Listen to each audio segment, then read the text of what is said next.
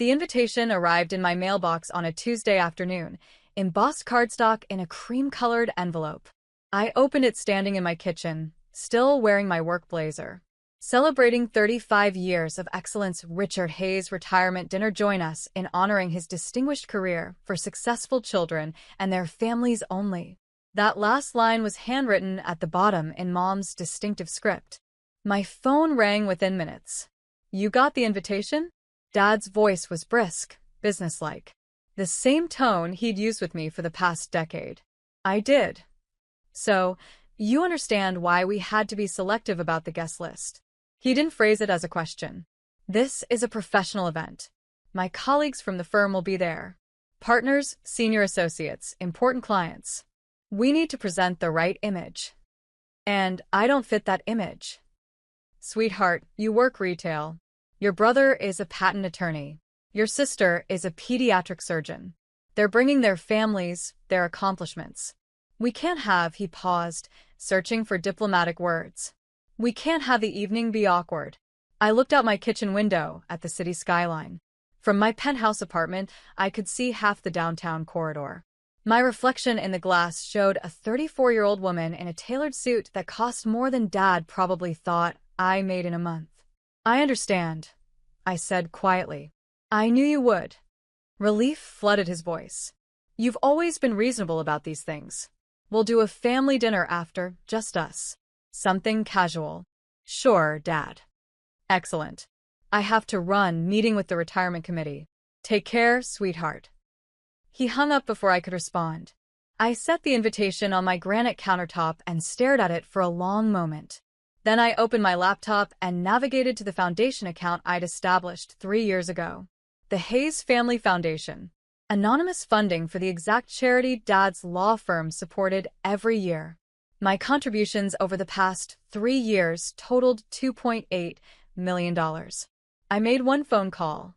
"This is Natalie Hayes," I said when my program officer answered. "I need to schedule a funding announcement for the Henderson Youth Legal Aid Program. I'd like it to coincide with Richard Hayes' retirement dinner. And I'd like it to be public this time." The assumption that I worked retail wasn't entirely wrong. I did work retail. I owned it. 10 years ago, I'd started as an assistant manager at a boutique clothing store, the kind of job my family called temporary and transitional. Something to do while I figured out my real career. Except I'd loved it.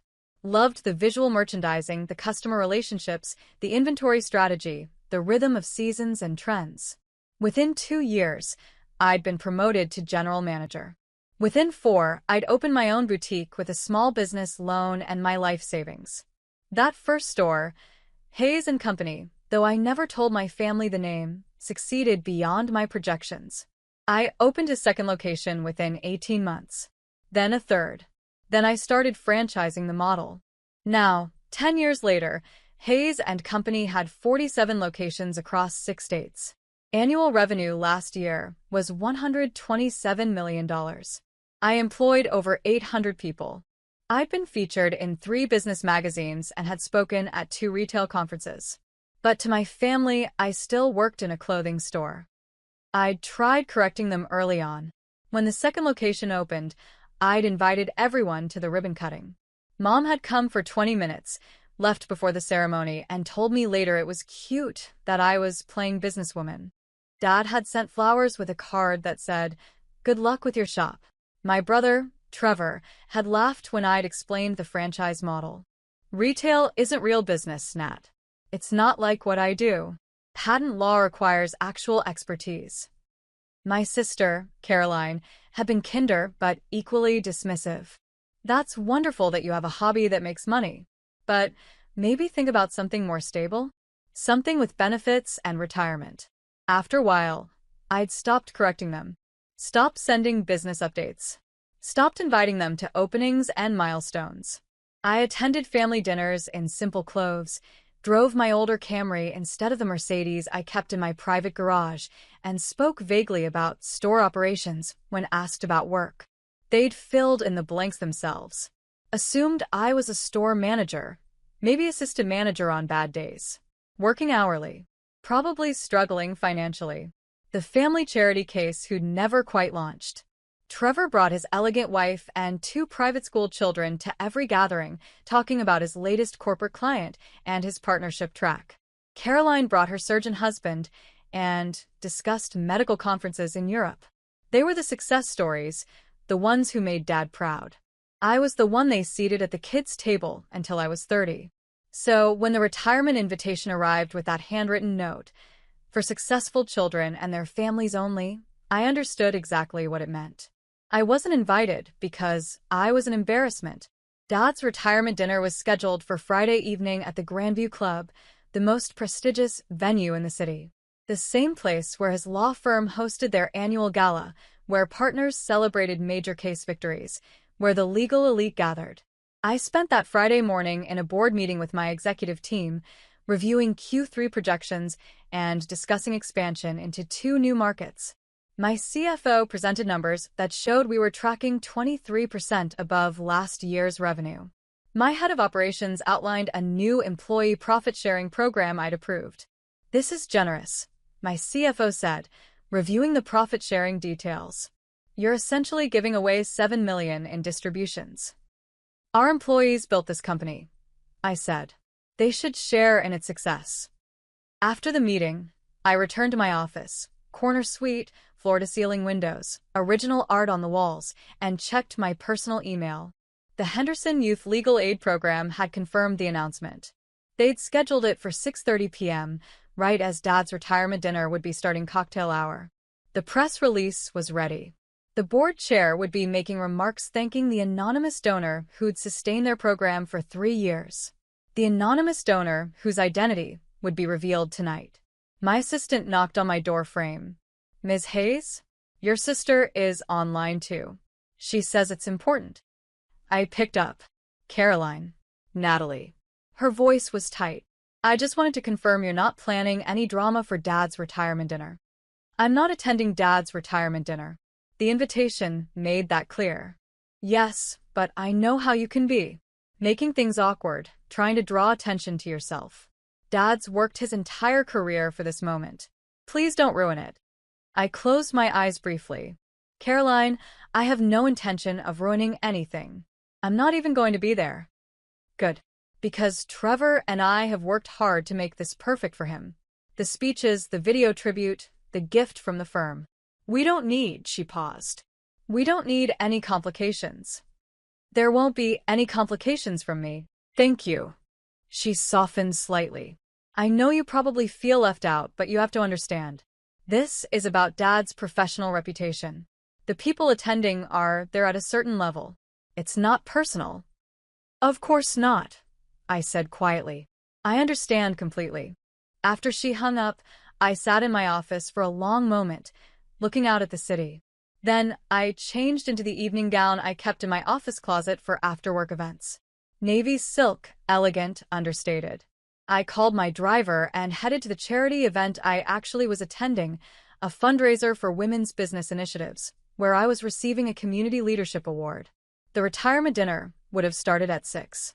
Cocktail hour, mingling, colleagues sharing stories about Dad's legendary career. My family would be there in their finest clothes, Trevor and Caroline positioned as the proud children, their successful families reflecting well on Dad's legacy. I was across town at the Women's Business Fundraiser, accepting my award, giving a brief speech about the importance of supporting female entrepreneurs. My phone was on silent in my clutch. At 6:45, it started vibrating. Continuously. I ignored it through dinner, through the networking hour, through conversations with other business owners and community leaders. Finally, around 8:30, as I was preparing to leave, I checked my messages. 17 missed calls. 23 text messages. 4 voicemails. All for my family.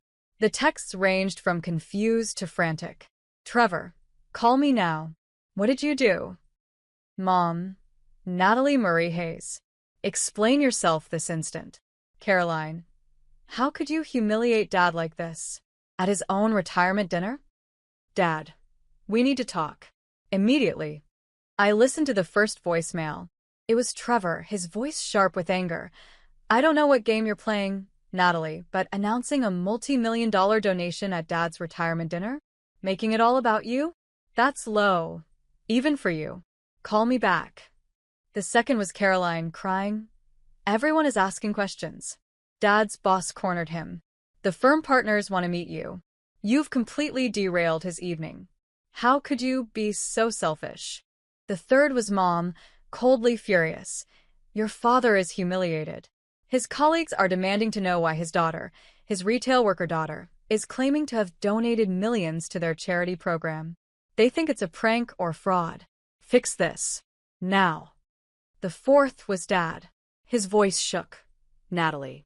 The firm's managing partner just informed me that the Hayes Family Foundation, which apparently you run, has donated $2.8 million to our charity program over 3 years. He wants to honor you at my retirement dinner. Everyone is asking why I never mentioned having a daughter who runs a foundation. I look like a fool. I need you to explain what's happening. I stood in the parking lot of the fundraiser venue, holding my phone, feeling absolutely nothing. Then I called Dad back. He answered on the first ring. Natalie. Where are you? The managing partner wants to meet you. They're holding the speeches until... I'm not coming, Dad. What do you mean you're not coming? They've announced you. The Hayes Family Foundation. Your donation. Everyone knows now. You have to come. No, I don't. You made it very clear I wasn't welcome at your retirement dinner. Successful children only. Remember? Silence on the other end. I didn't know, he said finally. His voice was different now. Smaller. I didn't know about any of this. The foundation, the donations, Natalie. What exactly do you do? I own a retail company, Dad. Just like I've been telling you, for 10 years. A retail company that generates enough profit to donate millions to charity? Hayes and Company. 47 locations. $127 million in annual revenue. 800 employees. I'm the founder and CEO. I've tried telling you this at least a dozen times over the past decade. You've never been interested in hearing it. Another long silence. The managing partner knows, Dad said quietly. He showed me a Forbes article about retail entrepreneurs. You're in it. There's a photo of you at some conference. You're listed as one of the top female-founded retail companies in the region. That article came out 6 months ago. I sent it to the family group chat. Mom said it was nice that I was featured in a magazine. We thought it was a local boutique newsletter. Some small business spotlight. It was Forbes, Dad. The subject line said Forbes. I could hear noise in the background, voices, conversations, the murmur of the dinner continuing around him. They want to honor you, Dad said. The managing partner. He wants to add a tribute to the evening's program. For your philanthropic work. He's saying you've single-handedly kept the youth legal aid program operational for 3 years. I have. But why? Why donate to our firm's charity? Why stay anonymous? I looked up at the stars beginning to appear in the evening sky. Because I believe in what the program does. It provides legal services to kids who can't afford representation. That matters. It matters more than who gets credit for it. But you let them announce it tonight. At my retirement dinner. No, Dad. I scheduled the announcement for tonight. There's a difference. Why? His voice cracked. Why would you do this tonight? To embarrass me? To get revenge for the invitation? I didn't do it to embarrass you. I did it because they asked me when I wanted to go public with my funding, and I chose tonight. The retirement dinner for Richard Hayes, distinguished attorney, pillar of the legal community. It seemed appropriate that your colleagues would learn the same night you did exactly who your daughter actually is. Natalie. I have to go, Dad. I have another event. But you should tell the managing partner that I appreciate the gesture, but I don't need a tribute. The donation speaks for itself. Enjoy your retirement dinner. I hung up before he could respond. The calls continued through the weekend. Mom left increasingly desperate voicemails demanding I come to the house to sort this out. Trevor sent angry texts about how I'd manipulated the situation. Caroline called crying, saying I'd ruined Dad's special evening. I responded to none of them. On Monday morning, I arrived at my office to find my assistant looking flustered. Ms. Hayes, there's a gentleman here to see you. He doesn't have an appointment, but he says he's your father. He's been waiting since we opened. Dad stood in my reception area wearing a suit, looking diminished somehow. Older. He stared at the Hays and Company logo on the wall, at the professional photos of our locations, at the business awards displayed in glass cases. He turned. I didn't believe it. Even after Friday night, even after looking you up online, seeing the articles, the business filings, the company website, I didn't believe it until I saw this. He gestured around the reception area. This is real. Yes. Can we talk? In your office. I led him down the hallway, past my team's offices, past the conference rooms, to my corner suite. He walked slowly, taking in every detail. The company photos on the walls, the employee recognition boards, the expansion maps showing our 47 locations. In my office, he sat in the client chair across from my desk. I sat in my executive chair. I owe you an apology, he said. Multiple apologies. For the invitation. For the past 10 years. For never asking, never really listening when you tried to tell me. Okay. That's it? Just okay. I folded my hands on my desk. What do you want me to say, Dad? You're right. You never listened. You decided who I was, retail worker, family embarrassment, not successful enough for your professional dinner, and nothing I said or did changed that narrative. So yes, you owe me an apology. But I've built a successful company and a meaningful life despite that, not because of it. He looked down at his hands. Your mother thinks you timed the donation announcement to humiliate me. I timed it to be announced. The fact that it happened at your retirement dinner is just timing. But you knew it would cause. I knew it would reveal the truth, I said evenly. That's not the same as causing humiliation. You humiliated yourself by never bothering to learn what your daughter actually does for a living. That's harsh. It's accurate. I softened slightly. Dad, I sent you business updates. I invited you to store openings. I tried to explain the franchise model, the growth strategy, the expansion plans. Every single time, you dismissed it. You called it a shop. A hobby. Something I was doing while I figured out my real career. I didn't understand retail could be. He gestured helplessly. This. You didn't want to understand. Understanding would have required admitting you were wrong about me. He was quiet for a long moment. The managing partner wants to set up a meeting. With you. The firm is considering a partnership with your foundation, matching your donations to the legal aid program. That's generous of them. He also asked why you weren't at the retirement dinner. I told him you weren't available. He found that strange, given that my other children were there and you're clearly the most professionally successful of the three. I raised an eyebrow. What did you say to that? I said we'd had a miscommunication about the guest list. That met my eyes. I couldn't tell him the truth. That I'd uninvited my own daughter because I thought she worked hourly retail and would embarrass me in front of my colleagues. While she was running a company 4 times more profitable than anything Trevor or Caroline will ever touch. Trevor and Caroline have successful careers too. They do. But they walked into established systems. Law firm partnerships. Medical residencies. Prestigious paths that were already laid out. You built something from nothing. That's actual entrepreneurship. He paused. That's what my colleagues kept saying Friday night after the announcement. That building a successful retail empire is harder than climbing a corporate ladder. That real business creation requires a level of risk and vision that most people don't have. And you're telling me this because? Because I was wrong. His voice broke. I was wrong about you, about your work, about what constitutes real success. And I'm sorry. I'm so deeply sorry, Natalie. I felt something shift in my chest. Not forgiveness exactly. That would take time. But acknowledgement that he was seeing me, really seeing me, for perhaps the first time. Thank you for saying that. Can I make it up to you? Somehow. I considered the question. Have dinner with me.